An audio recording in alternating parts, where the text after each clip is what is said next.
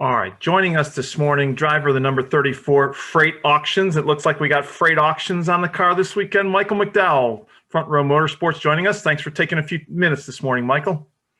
Yeah, thanks for having me on. Awesome. Coming off your fifth top 10 performance of the season, a career best. Just your thoughts as you kind of get ready for the longest race of the season here, Charlotte, this weekend. Yeah, you definitely shift gears, going from a road course to a mile and a half. And, so you just kind of hit the reset button. Obviously Charlotte is a long race, but it's also a fun weekend and a fun week. And so it's nice to be, racing at home. And there's definitely more that goes on around the 600 than most races. So, it's usually a pretty busy week. And but yeah, 600 miles at Charlotte's, one of those races you look forward to, but you also dread at the same time, knowing it could be a very long day. All right, we've got questions lined up for you here, so we'll get started with Bob Pockris. Go ahead, Bob. Yeah, Michael, 4 1.5 mile tracks so far this year, 4 top 20s for you. Is that a little mind-boggling? Because I know that typically hasn't been Front Row's bread and butter. Yeah, I feel like that's really building off of last year. Last year I felt like we were kind of honing in on that 550 package and feeling like that we could, contend in the top, 15, the top 20 pretty consistently. So yeah, it's that program, that portion of our program has gotten better. And then obviously, it's continued this year. Some of those tracks that we've ran have been really good with that 550 package, and there's been a few others that we've struggled, but even with the struggles, we're still, in that top 20. So feel pretty confident about where we're at with that. And, you always want to be better. I think probably our weak link right now is just the 750 package. Not so much at the road courses, but at the short tracks and Darlington and Dover weren't great for us. So we have some work to do in those areas, but overall our programs made some big gains, and that's showing week in, week out. And we've executed well too on the weekends where we know we have a competitive shot at running in the top 10, and been able to execute on all of those so far. So it's been a good season. And this weekend, obviously, it's like a big Memorial Day with Indy 500 and Charlotte. But later this year, there'll be a weekend with IndyCar run the same day as Xfinity before you guys run the road course the next day. Do you feel like that's important at all for the sport in general? Yeah, I think that it's great to, bring our fans and IndyCar fans together. They're a very different show, and they're a very different, race. And so to be able to bring fans to both of them and be able to do it together, I think is great. I remember when I first got into the sport, we would go to Watkins Glen with sports cars, and I think there was a time where maybe Indy cars were there as well. And so, just being able to put on a great show for the fans and give them a variety of things, I think is entertaining and fun. And yeah, it's exciting for us to, just to be there on the same weekend and to, to be able to run at another road course. And for me, that's always exciting too. So. All right, Bob, thank you. Let's go to Dustin Long. Go ahead, Dusty. Thanks. Hey, Michael, got a couple things. Looking back at last week, and with the weather conditions, what was the defogger like in your car, the windshield, those conditions, and how's that technology changed maybe in the last couple of years, or is that something that everybody has to look at making changes moving forward? Well, I think that, with our limited time that we've run in the rain, even though we haven't had a lot of time, it's gotten a little bit better, as far as all those things go. But I think, for me personally, Sunday highlighted areas that we need to be better as a team in regards to that, in regards to wipers and blades and wiper motors and, defrosters, defoggers. So we still have areas that we definitely need to be better.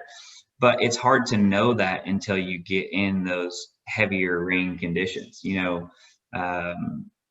The Roval last year was very different because the track was drying so fast and was almost dry when we started the race. And even though you had some spray and mist, the speeds are fairly low, and it wasn't a constant rain. So that was not a great test for where, the window and defogger. So this was the first time we've actually put it to test. So I think that there were some teams that did it better than others. And I think that everybody probably struggled with visibility. And even if everything was functioning 100% and working well, the mist and the fog and kind of the, just the dampness, overall dampness was hard at times. So, but there's definitely areas as a team that we talked about yesterday that we need to be better and look towards Road America and look towards, the other road courses, Watkins Glen and Indianapolis. You have to anticipate that at some point you'll have rain again.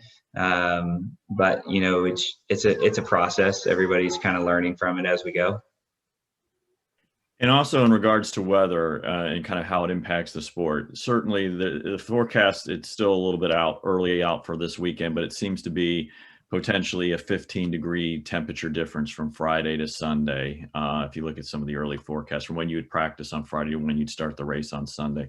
From a driver's perspective, can you give me a sense? I know every track's different, but maybe in particular in general and also in particular with Charlotte, how that affects a driver. Is that significant, that much of a potential temperature difference from one day to the next in preparing a car for a race? Definitely, very significant. I mean, I think that, Charlotte in particular is a very temperature sensitive track, and the balance and the grip level changes a tremendous amount. I think about, the old days when we qualify on Thursday night, you'd run that practice Thursday afternoon and just so hot and so slick. And then you'd go out Thursday night and you would pick up a second and a half in qualifying. It would just be so much faster. But I think that more so than anything is with this package, with this 550 package, we are so close to being wide open, in turn 1 and 2, especially in 3 and 4, that, when you have a big temperature swing like that, you'll go from slipping and sliding around in practice and being out of the gas to potentially being wide open, early on in the race before rubber goes down and things like that. So it is a big swing for sure. It's not something that you overlook, because even going from, late afternoon to evening is a big swing, so mix in there cloud cover and, a 15-degree temperature difference is a big deal. Thank you. Thank you, Dustin. Let's go to Kelly Crandall. Hey, Kelly. Hey there, thank you. Michael, I just got one for you. I'm just curious, obviously we're a year and a half now, or I guess no, maybe just a year into racing where you only get practice and qualifying on select weekends. And that's such a change, obviously, from what race car drivers are used to doing. So how is it just that having to switch that mindset on and off, where one weekend you show up and you're just going right to the car and you're going to race, and then now you have 2 back-to-back weekends like COTA and the 600 where it's kind of normal, where you get practice and qualifying and you get to go through your normal routine? What's it like just switching that on and off? Yeah, it's a bit confusing. This week I was waiting for the starting lineup to come out based on COTA. And I was feeling really good about where we were going to start the 600. And then I saw that we had practice and qualifying. So, you just kind of change your mindset a little bit. Yeah, so this year in particular is so different with that. We have some tracks that we're practicing at, some tracks that we're not. And yeah, so you just got to be prepared for both and be ready to go. But I actually enjoy this showing up and racing. I think I would have enjoyed that at COTA as well. I know everybody needs a little bit of seat time and figure things out, but for me and our race team personally, it's been good just to show up and go. That seems to be something that's helped us in getting results and performance. So it seems like the best teams and the top teams and top drivers are able to use that practice and get their cars dialed in and faster. And so we feel like we're pretty, we're more competitive when there's not practice and qualifying. But so there's areas that we have to work on to make that better, and to make that more efficient for us, that we get more out of those practices. Thank you. Thank you, Kelly. Let's go to Jeff. Go ahead, Jeff. Thank you, Mike. Thank you for joining us today. Thanks for being here.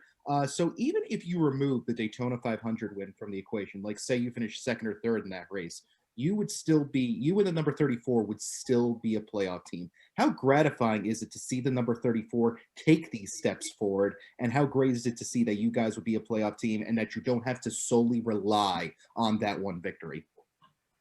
Yeah, it's been a fun year. I mean, in that regard, just, overall competitiveness for Front Row is obviously up from years past. And there's a lot of elements to that. I think that this year with the new schedule, that's helped, having more road courses, but also just executing on those weekends where we know we have a shot to run in the top 5 and top 10. We've been able to, so far, execute at all of those, which is great, because those are the ones that, kind of make or break our season. So, if you run the super speedway and you get caught up in an early accident, you don't get a lot of points, but we leave Talladega with, a tremendous amount of points. We leave Daytona with a tremendous amount of points. So those weekends, for us to maximize on them are really important. Just like 2 days ago at Coda, getting stage points and getting a good result, that's what's keeping us alive in that top 16, because we're not able to do it every weekend, like some of the teams are. But I do feel like we're getting closer to being able to do that every weekend, and more so on the 550 package than the 750.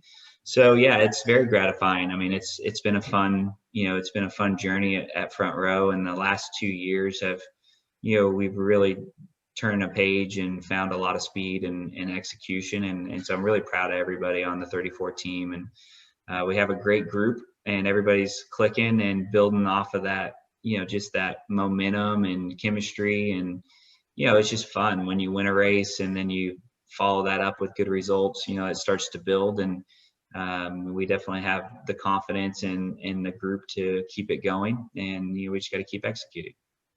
Appreciate your time and insight. Thanks for joining us. Thank you, Jeff. We've got a newcomer here, John Newby. Go ahead, John, you're up. Thank you very much. So I want to talk about your road course a little bit. You keep mentioning it. You have 2 top 10s this year so far, and there's 5 more on the schedule, including a trip to Road America where you won as an Xfinity Series driver. I mean, what has been the biggest factor in your consistency at these road courses, and does it give you more confidence as this back half of the schedule approaches? Yeah, definitely.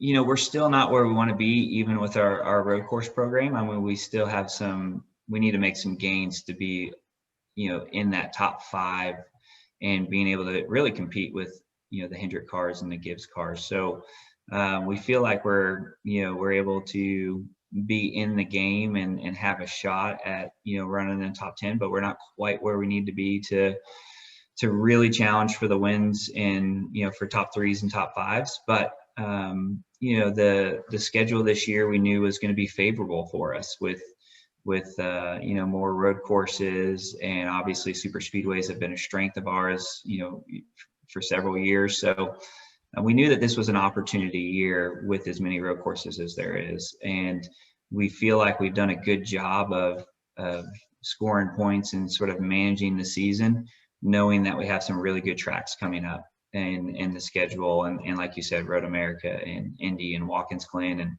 and really for us, Pocono, and there's other good racetracks that we've ran well at. So I feel like, that we will be able to continue to, contend at those races. And if we can continue our streak of, executing and getting the most out of them, we're going to be in a good spot when the playoffs start.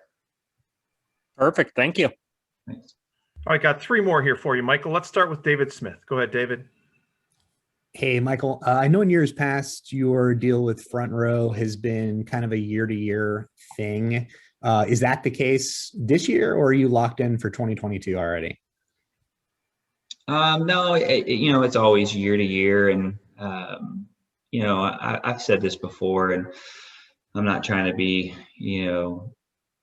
cagey when it comes to this stuff, but I plan to be at front row, as long as they'll have me. And I like what we're doing. I enjoy what we're doing. It's fun to be a part of something and build something.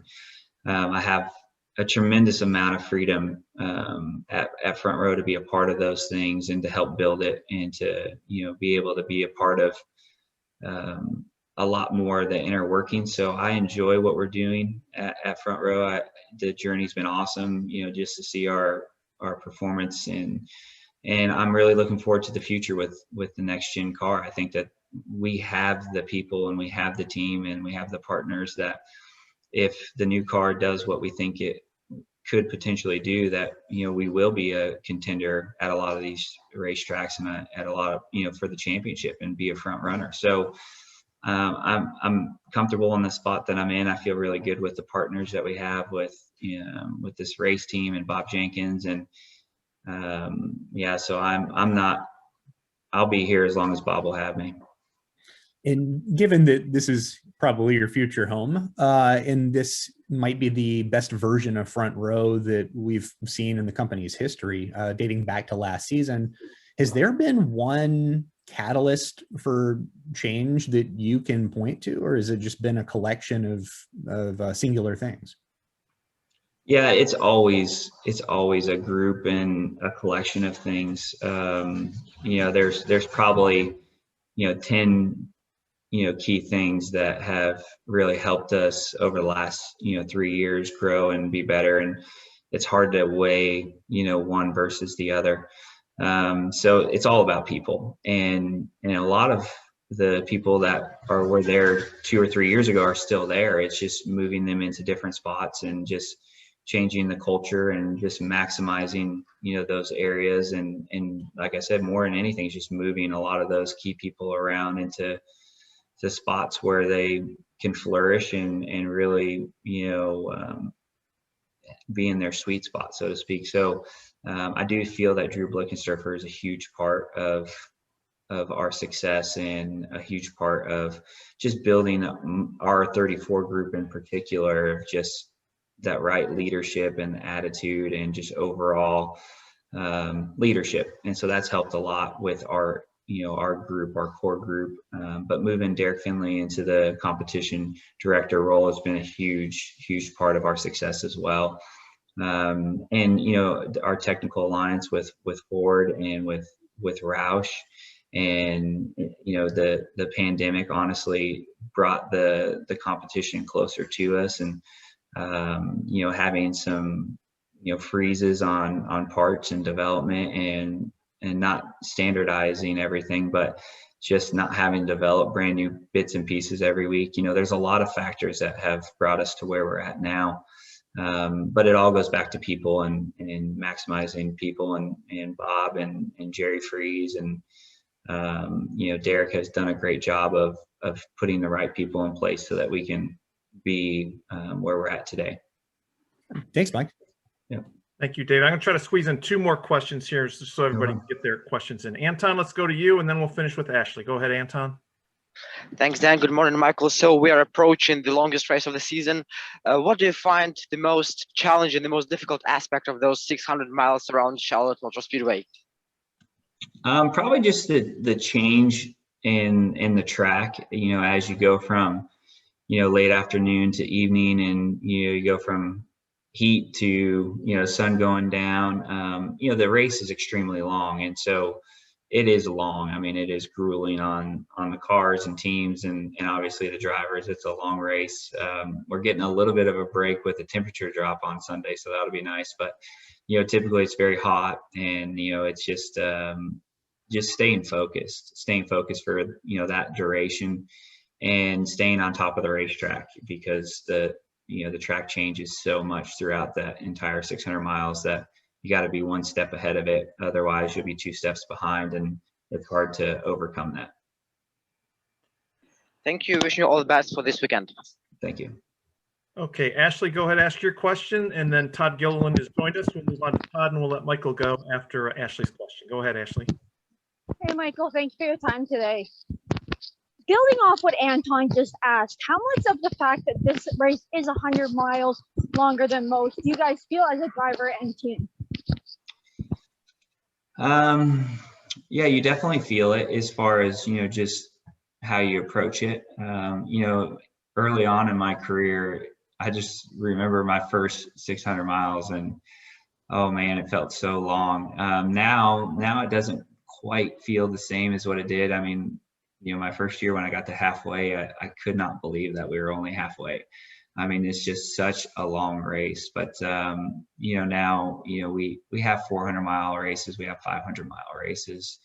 But 600 miles is definitely a different league when it comes to, just the wear and tear on the team and the pit crew guys and how many pit stops you have to make. And, obviously pushing our equipment and our engines to, the max for that long. It's sort of a nail biting race for sure. Thank you for your time. Thanks. Michael, thank you very much. Appreciate you joining us. Your teammate down below here on my box, Todd Gilliland, with us now. So we'll let you go, Michael, and best of luck this weekend in Charlotte. All right. Thank you, guys. Appreciate it.